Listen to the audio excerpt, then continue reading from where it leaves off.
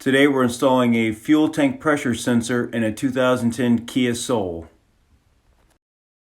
Okay, so this is a 2010 Kia Soul. We're going to take the back seats out.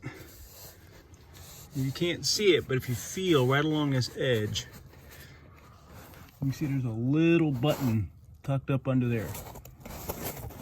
You press that little button and the seat pops out.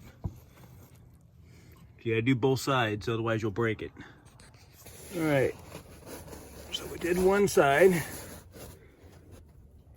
Reach in, press the other side.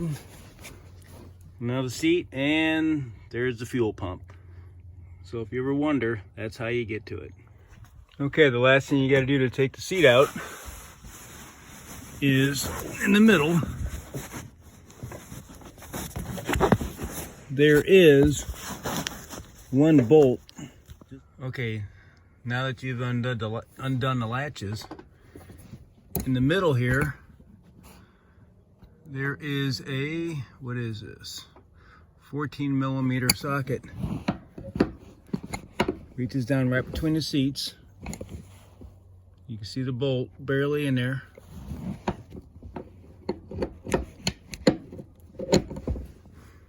Socket goes in, unscrew it, with the other two latches off, it'll come out. Okay, so we are replacing the fuel tank pressure. The dealer has already done the diagnostics. Said the fuel tank pressure sensor was out. So this cap, I think someone's already had this thing apart because it's so gooped up, it's ridiculous. But sensor is right there. So you know what you're looking at. It's not like the old days when you got to drop the tank to get to everything. So that switch has a little clip on both sides that holds it in.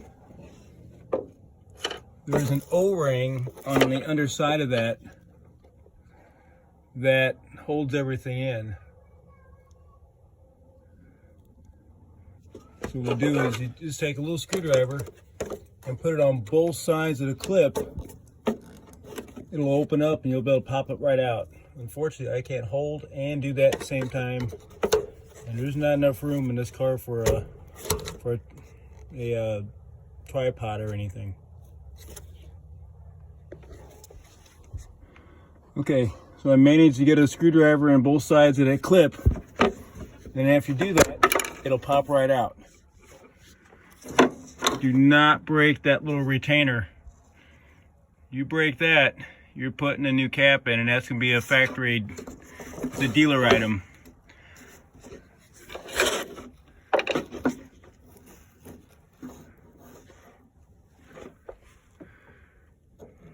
So once that's out, it'll just unplug it and it just snaps right back in.